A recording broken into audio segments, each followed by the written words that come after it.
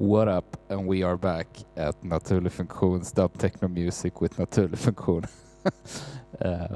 You know, there is this thread on Mudwiggler, a great forum, which is called Prophet Rev2. Is it a boring synth or is it just me?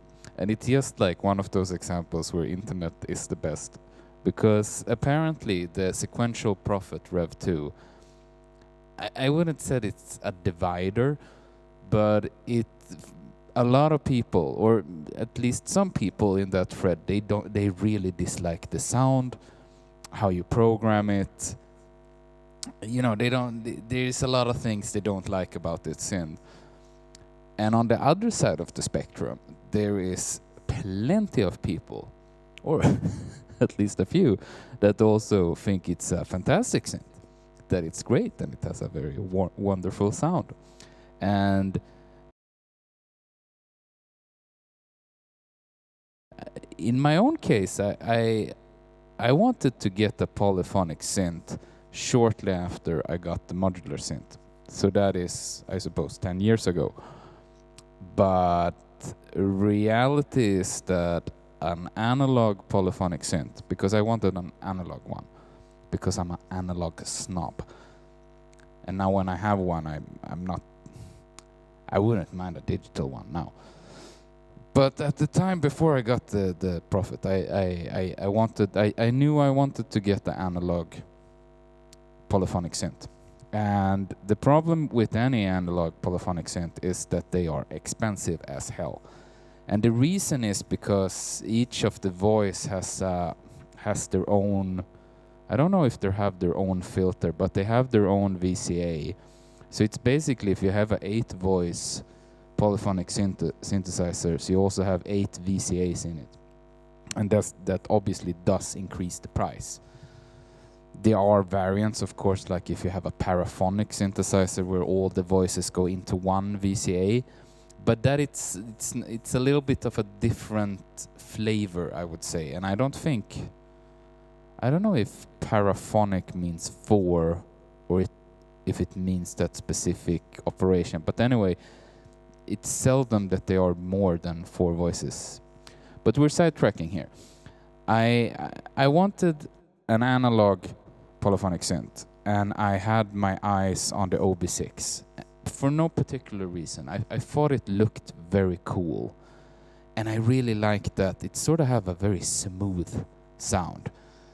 And it was like, I will probably buy it one day, but it was too expensive. That's the thing, it's too expensive, because I also wanted with the keys. Since I didn't really have a master keyboard in my studios, and I do actually play a lot, you know. I'm not a keyboardist, but I do like to play things on the keyboard.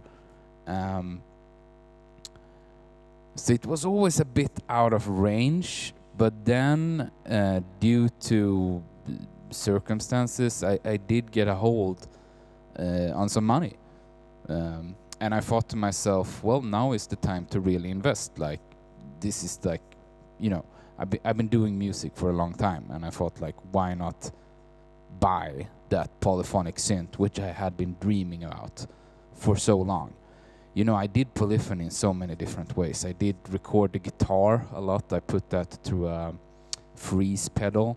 So I sort of took a chord, I froze it, and then I double-tracked it to create really cool sounds. You can hear it in my latest album if you want to listen. I can link it below. I'm doing a power stance here. I also I did record several notes of the Moog, like my monophonic Moog. I recorded that, like one note and then another note, and then I panned it, you know. So it is possible to create a pad. I did sample stuff on CD. I had a CD, so I put in samples of from Lego Belt. I put that in, and I hooked up the CD to my mixing desk, and I looped the CD just to have that sort of atmospheric pad going in. So there is obviously possible, and I think that I waited for so long to get one. It was like a good creative experience. But nonetheless, when I decided to get one, it was really the deciding factor, I think, was that the Prophet Rev2 has a slightly, I think it has 1 octave more of keys than the OB6, and the fact that it is, I mean, if you buy the 8 voice, considering what you get, it is a lot of synth for the money. I really think that it is a lot of synth for the money. And at the time, it didn't occur to me. I mean, I'm not really that good in checking up things before I buy it. Like, I don't really... It's more of a feel thing for me. And it, weirdly enough, often work, because I seldom buy things and then return it. I usually buy it and then it's like a marriage. You have to stick it out. but till death do us part. but anyway, so I got the Prophet Rev2. I think it was the price. It was mostly the price, I think. And when it arrived, I played it in the evening, and I just hooked it up to the headphone out because my family was downstairs sleeping. And I was so disappointed at the sound, like really disappointed. The next day I hooked it up to the system and it started to sound good. But one thing I have noticed with the Prophet Rev2 is that it's a very sort of, how do you say it in English? Like, if you're a doctor, you have a surgical instrument in a way. It really is an instrument. It's I think in a way it's very similar to my audio interface, the RME. It's like it's just there, and it makes things accessible in a way. I mean, it's not like you. I mean, you can get a good sound very quickly, but it doesn't have that initial. You know, if you hear like a good Moog, you know, like a Moog Model D, or if you listen to a Prophet 6, that initial just like wow, you know, that initial sound. Like from the get-go, you're a bit like, huh, okay, but you can't sort of. It requires something because it's very precise. So you need to sort of chisel away, and it sits very good in the mix. And then it has like a lot of other features, which makes it incredibly versatile. So I sort of understand why you see it a lot when you look at live gigs and you see like, you know, a jazz player has a Prophet Rev2, like a rock band, the guy who is playing keyboard, you know, that weird guy, he's having a Rev2. Like, you see it a lot among professionals, which was also like a reason why I got it. So it is a very, and you see it a lot in studios, because I think at the price range it's very competitive.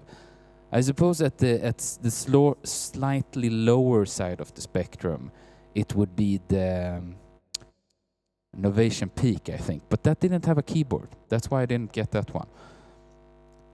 So anyway, this is a very long intro.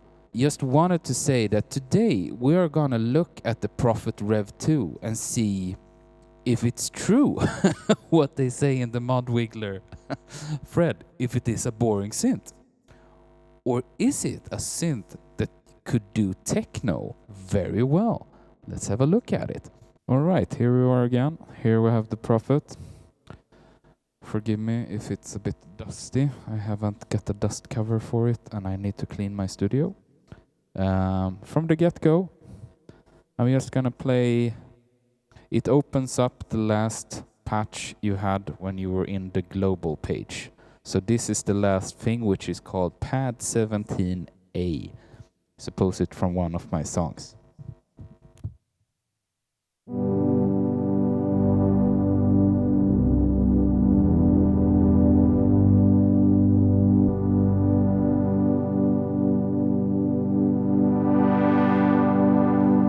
As you can hear, it has... Now this is a sound I have been working with, obviously.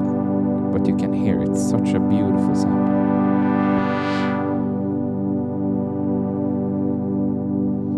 What I have been doing here is I have engaged the hold button, which means that any note I will press, it will hold it.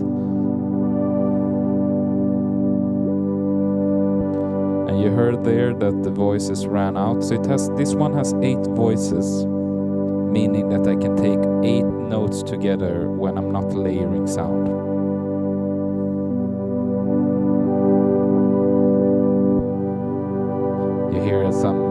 disappear there.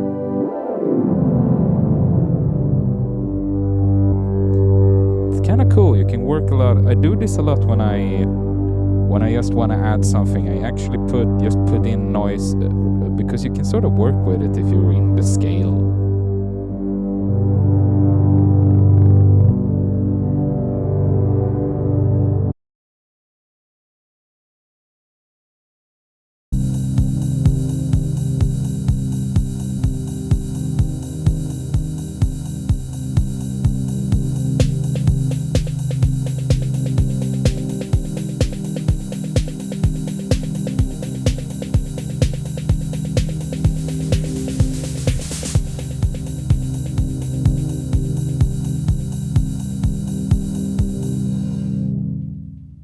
Yeah, that was just a quick intro of it. As you can see, it's I mean, this we're gonna make a sound from scratch as well. This is gonna be a very long video because there is so much ground to cover. Let's do just an overview of the synthesizer, and I'm going to initiate completely like a blank slate. So we hold those together and we press hold, and then we get a basic program, which sounds awful. Listen to it.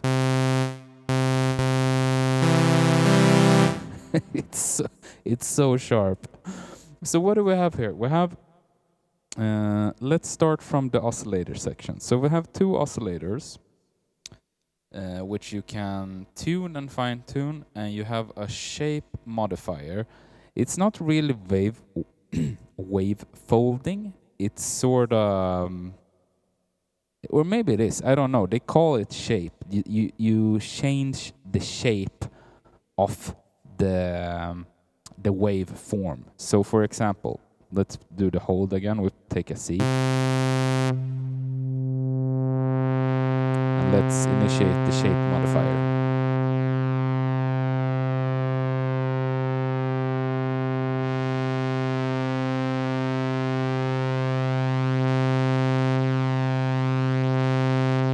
Understand what I mean? It's not really a synth you go like this on. It's more like you have to find the spot. So that's the shape modifier. You have a sub oscillator. We can take that as well. That's an octave below. It's very classic. And you have a noise generator, which I think is quite good.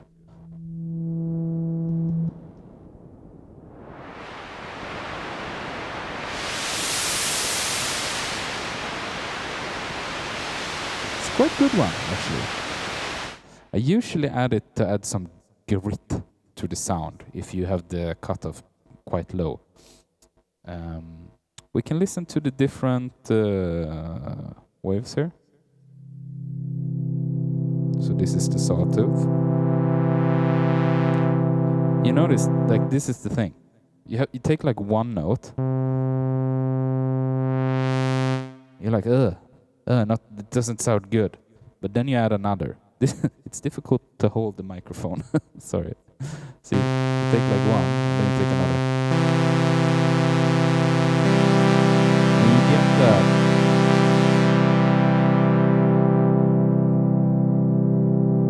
So this is just the initial patch, 3 notes, and you put down the cutoff, and you already have a good pad sound. I mean, it's amazing, I think. Let's listen to the saw on triangle. I think it's a bit smoother.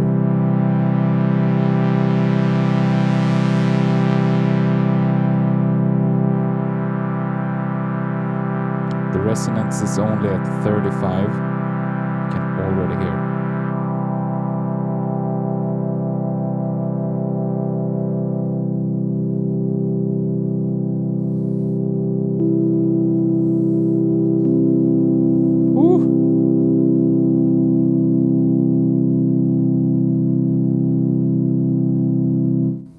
Very good sound. I usually stay within this range for pads.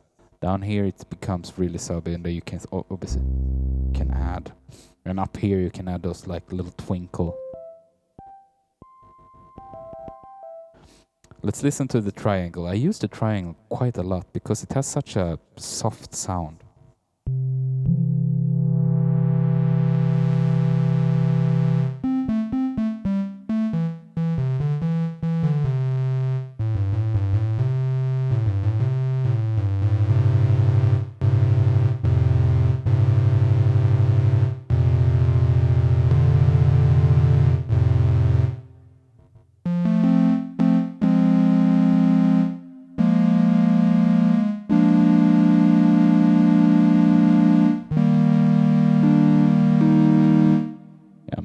You can go jazzy with it as well. The triangle has a slightly, I think the shape is doing a lot on this. You can hear it sort of sounds like wavefolding.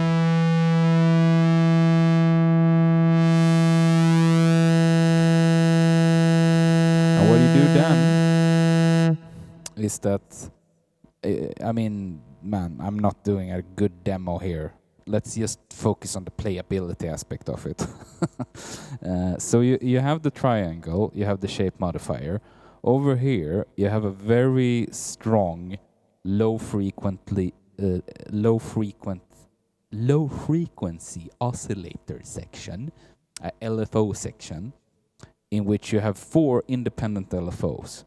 And these you can route wherever you want, more or less, but basically anywhere you want. So this is a good part, I think, to modulate. Then you just do like this. And you twist, and listen now.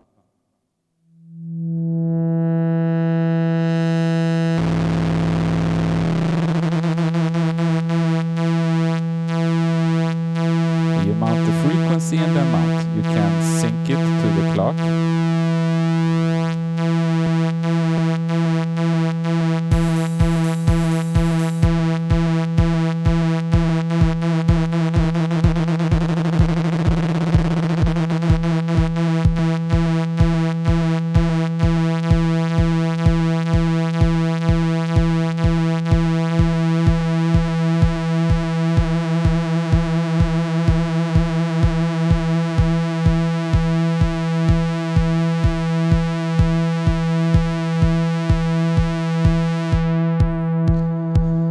Obviously change the kind of shape of the LFO.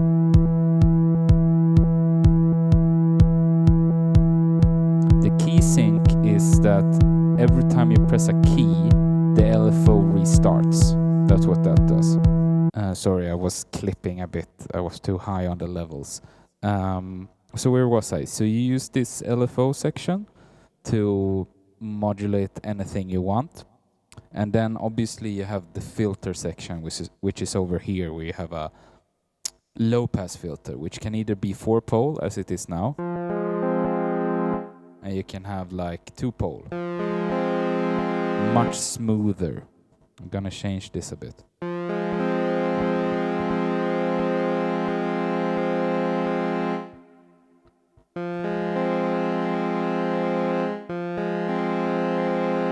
That's kind of nice.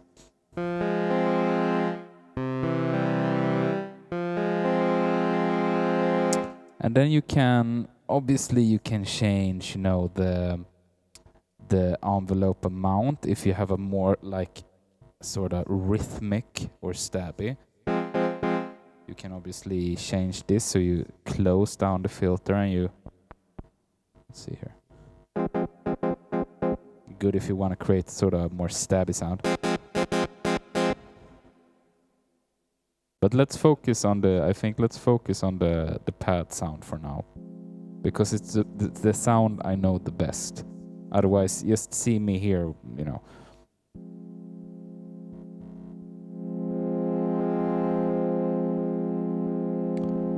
So we have a sort of slightly moving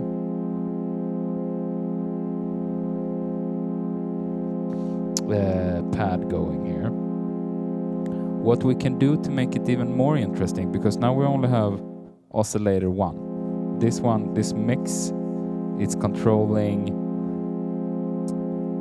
the mix of the oscillators. So let's add another oscillator.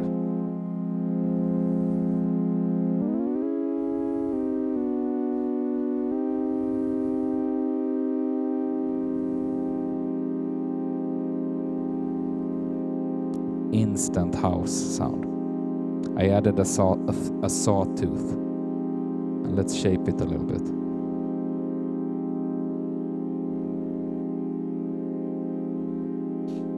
Let's modulate this one just a little bit. And then you just press LFO number 2. And then you get like, now this controls the second LFO.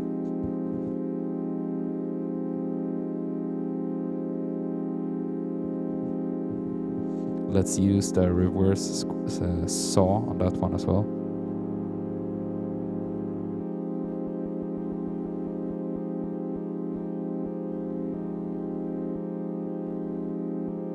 These are free, the LFO, they are free running from each other. I don't know if you can make them reset at the same time. I don't think so. They are always sort of running in their own, they're doing their own thing, which I think is nice. I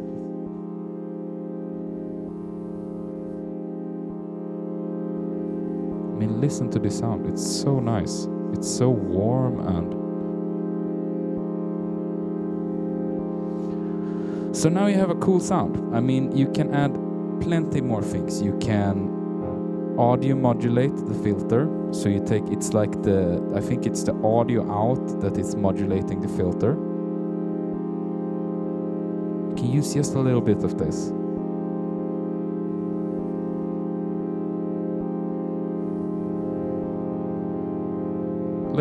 Let's modulate this as well.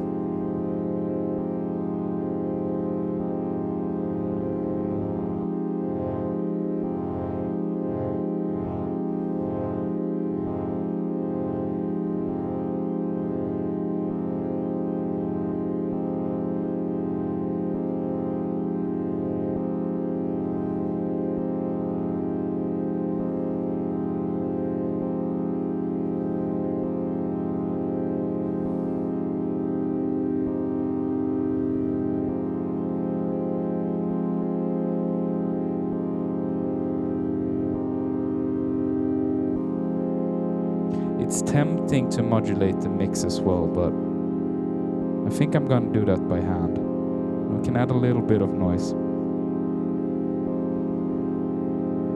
Yeah, just a little, it's so nice. What I think is nice then is that you detune. I mean, this one is tuned to a C and this one is tuned to the G above it, so it's tuned a fifth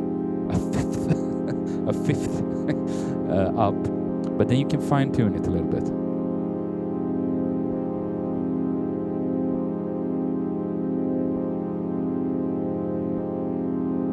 Some people like to use an LFO for this as well, but I think it's nice. It works both ways. Now you sort of have a very moving... But the thing you can hear is that it's in the center. It's in the center. And I sort of just rolled with that for a long time. I recorded it like this. And then I added a chorus, like in post. Because this sound, it's so quick to get to it that I just recorded it, and then, you know, afterward I did a little bit of finishing, like maybe warmed it up a little bit more. You can use the onboard effects, obviously. We can choose a chorus here. It's kind of good sounding, I think. If you use.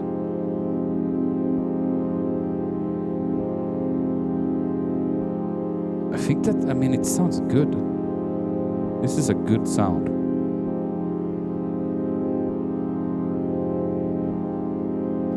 However, why do the quick way when you can do the long and complicated way, then make it even more fun, if you have the time. So, I'm just gonna quickly say before I forget, we also have a third envelope here, which they call an auxiliary envelope.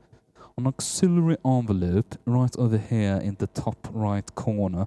Maybe I should try to speak like a British man to make it sound more convincing. Anyway, you can take this. This is just like the LFO that you can send it to any destination you like, and and then you have another envelope, which can be loopable as well. So this one, it's good. I'm not using it that much, but you can if you wanna further spice things up. But anyway, so you have, I mentioned before that you have 8 voices and that you can layer sound. So this is what we're gonna do now. And this is, I think, like the easiest way to do it, that you have a good solid sound here. And then I think you do like this. This is the thing I don't like. It's a button combination. I hate button combinations. And then you do like,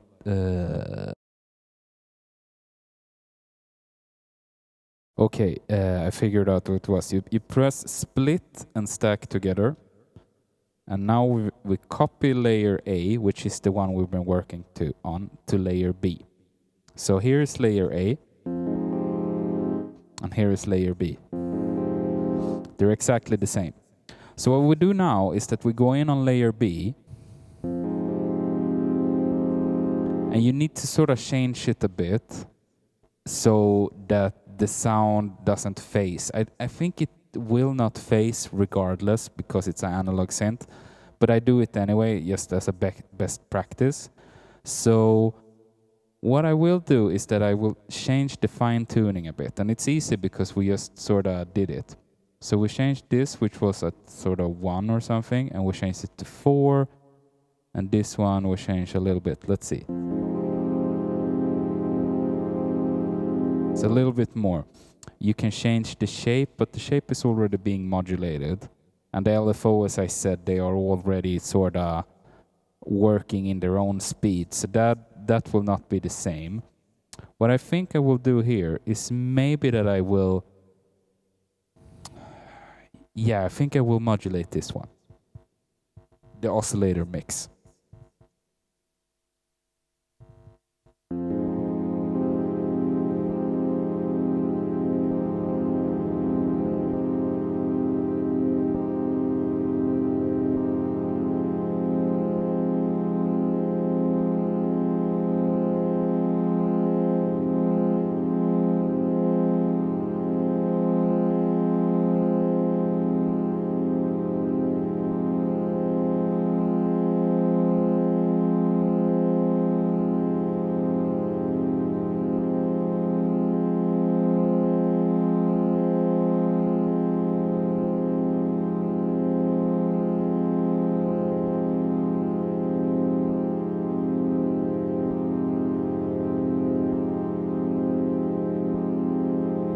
What we can do now is that we can stack these 2 programs together. But before we do that, I forgot about I also reduced the noise on the second one. We have a very fun little knob here, which is called oscillator slop. So this one is sort of emulating an old analog synth, which didn't track as well as these modern one. This is a digitally, this sort of, if you listen,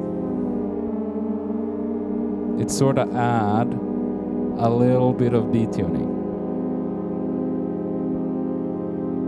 which I think is very tasty if you have it a little bit. So now we have a layer B. This is layer A. They sound very similar, right? So now let's do both.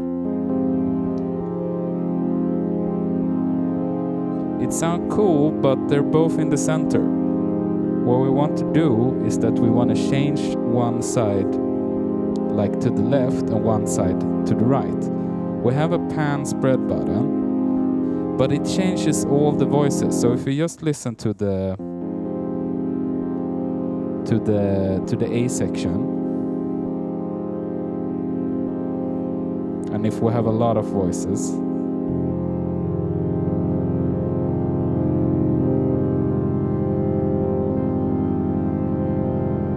I think this becomes a bit, I don't know, for me, I never liked this pan spread thing because it's sort of, I just find it confusing when I listen to it on headphones. Like, you can have a bass voice, a hard pen to the left. So we center that, and we go into the... This is also like one of the things which I think is... this is not even mentioned in the manual.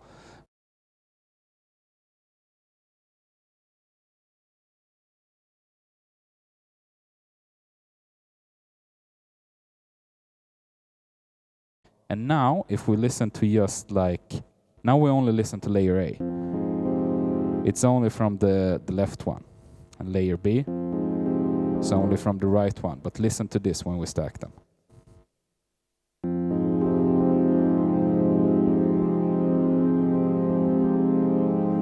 It's almost too much, the sound. You know what I mean? It's so...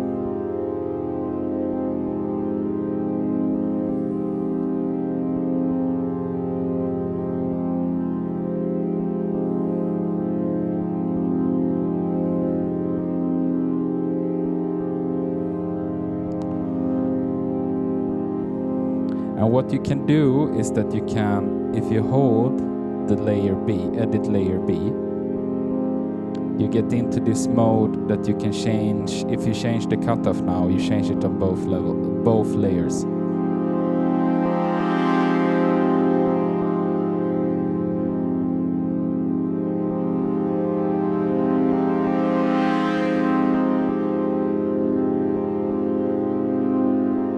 It's almost a bit too much modulator right now.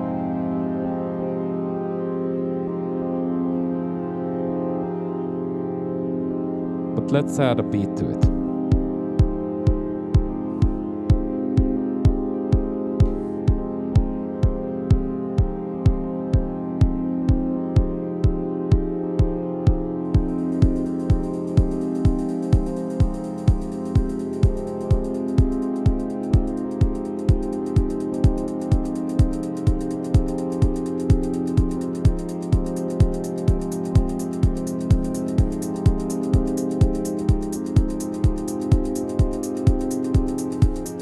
All right, it's the next week. You've seen how I made a pad.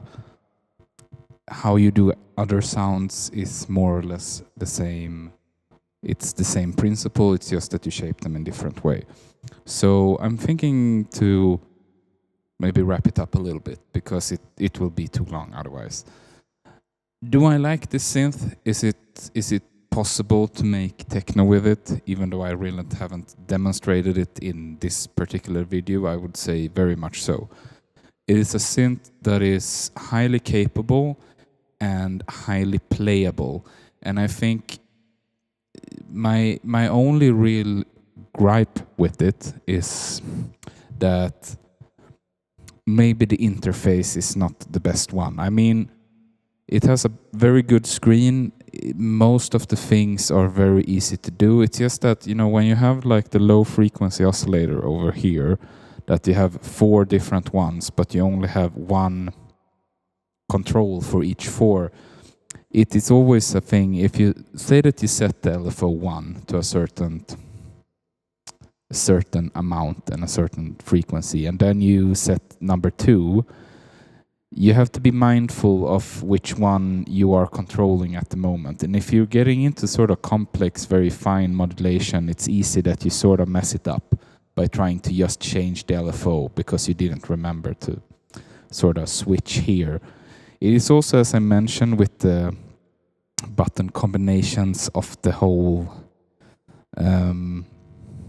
if you're stacking things, it's also not the best, and I suppose the modulation matrix could have been a bit more intuitive, but I don't know. I think this is just minor things. I think for me the most complicated thing has been to integrate it fully into this more of a sequenced setup, because when I bought it I wasn't doing that much techno. I was using this very much like a traditional piano that you could control via MIDI. So, I mean, I think it's been difficult to get, because it's such a playable instrument. I think that is the key here, that you could use... I mean, it has a very nice aftertouch which you can use to create vibrato or to open the filter, and it's so nice. And it's just that I'm lacking the skills to play it in that way. So, but how I usually did is that I played things in and then I used the piano roll to sequence it, and I still do that to a very high extent because I think the piano roll it allows you to make longer sequences easier than if you're using, for example, Oxy One. Even though you can make a very long sequence on the Oxy One, I think it's easier to get an overview on the piano roll. But besides that, I think it's a very capable synth. And I would recommend it if you're into getting a polyphonic synth that you're going to use. Like if I would have all the money in the world, I would get this and a OB6, and I would get plenty of polyphonic synth. But I think this one is very capable, and not just doing. I mean, here I've been like demonstrating a lot of bread and butter pad sounds, which maybe it's the most interesting things. I will end with a jam where it's playing a stab as well. But I mean, you can really push this synth in a lot of different ways. You just have to get into the mindset that this is actually a modular synth. In a way, I think it is very much similar to a modular synth, and that you need to sort of... A motorcycle just passed. My studio is very noisy, by the way. It's like if I have the balcony door open, it's very noisy. Poor me, right? But anyway, I'm gonna end up with a jam, and I hope you enjoyed this video. It's fun to see that more people are subscribing. I have 17 followers now, which is crazy. But I'm glad that you're enjoying the videos, and I will continue to make them on a sort of semi-weekly basis. And have a good one. Summer is on the way, and let's make some dub techno music. Peace.